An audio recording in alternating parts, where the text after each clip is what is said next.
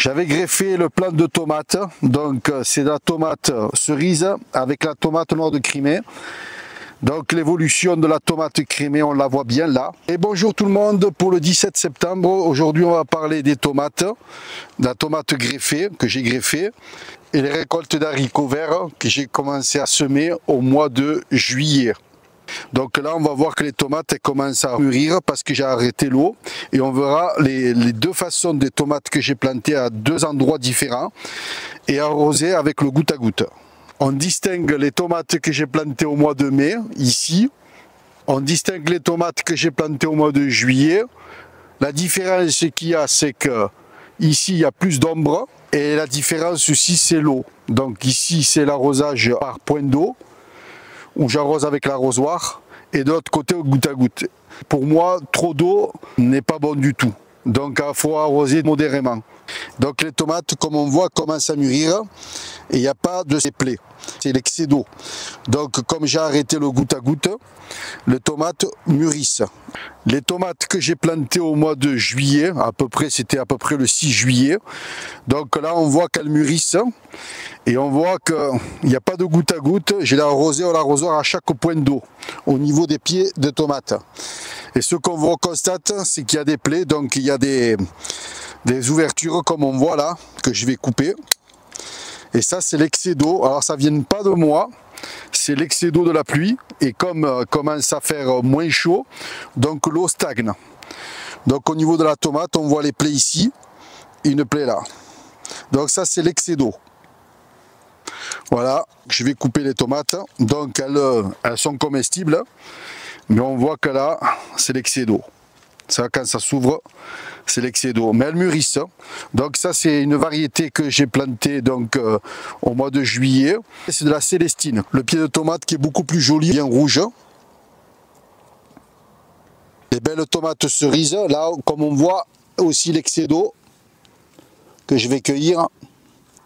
Là, la tomate cerise, l'excès d'eau aussi. Je vais les cueillir pour les montrer. Et on voit l'excès d'eau. J'avais greffé le plant de tomates, donc c'est la tomate cerise avec la tomate noire de Crimée. Donc l'évolution de la tomate Crimée, on la voit bien là. Donc là pareil, c'est dû à l'excès d'eau, on voit la plaie.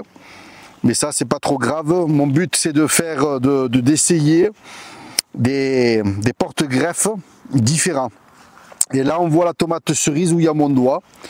À partir d'ici je laissais un gourmand qui repart au niveau de la tomate cerise et le pied que j'ai greffé à partir d'ici, donc la tomate, la noire de Crimée.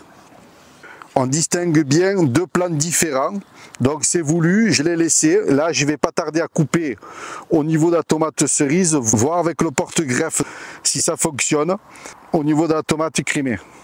On voit un pied de tomate avec de la tomate cerise. Bon, le but, c'est pas de laisser la tomate cerise, mais c'est de faire un essai, de voir si ça fonctionne à la longue. L'aubergine greffée, donc là, cette fois-ci, c'est sur un pied de tomate, c'est de la noire de Crimée. Et on voit le pied d'aubergine, de l'aubergine zébrée. Donc on voit la pince. Pour l'instant, je vais le laisser.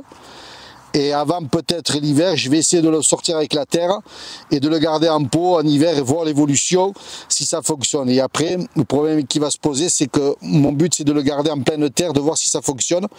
Parce que si je le mets dans du terreau, ça peut fonctionner, mais je ne pourrais pas voir la différence si c'est mis en pleine terre.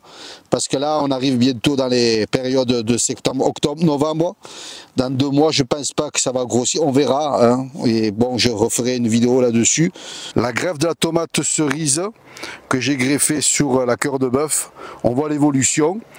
Elle commence à devenir blanche et elle commence à mûrir. Si on voit mon doigt, je vais vous montrer la vraie variété de tomates cerises.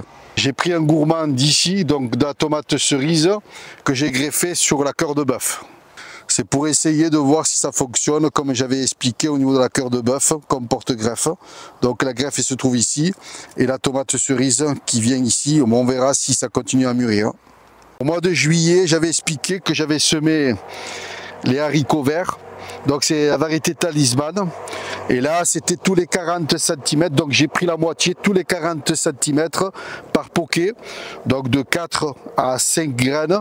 Bon, là, on voit que ça va, c'est pas trop mal au niveau des haricots verts Talisman. Et tout au bout, là, c'est entre 4 et 5 cm d'intervalle entre les semences. Les haricots verts, je les cueille comme ça à peu près. Donc trop petit, c'est comme ça, là c'est pas bon du tout. Après trop gros, c'est pas bon du tout, ça fait de la semence. Donc à peu près comme ça, je les cueille. Je vais vous montrer dans la caméra. Donc comme ça, je les laisse encore prendre du volume. Et donc à peu près comme ça. Donc comme on voit, les Talisman, il n'y a pas de fil. Hop, on enlève le bas. Là pareil. Et la première récolte d'haricots verts. Pour commencer. Donc il y a à peu près 2 kg, on va dire, d'haricots verts. J'ai semé 2 endroits différents. Un côté au fond, tous les 40 par poquet. Et ici, tout en longueur, comme j'avais expliqué, entre 4 et 5 cm au niveau de la graine. Ici, c'était l'endroit où j'ai passé le motoculteur la semaine dernière. Donc, les 2 sillons ont été réalisés. On voit la petite betterave, toute petite, où j'ai fait le repiquage. Donc, tous les 30 cm. Je ferai une vidéo dessus. La betterave que j'ai plantée un peu plus tôt. J'ai fait le repiquage. Ici, les poireaux. Et ici, les blettes qui commencent à prendre du volume. Du céleri. Donc, j'en ai planté pas beaucoup. J'ai planté 5-6 pieds de céleri. Et de la salade. La salade, donc Batavia rouge et laitue. J'espère que cette vidéo vous a été utile. Je vous dis à très bientôt pour une prochaine vidéo. Ciao, ciao!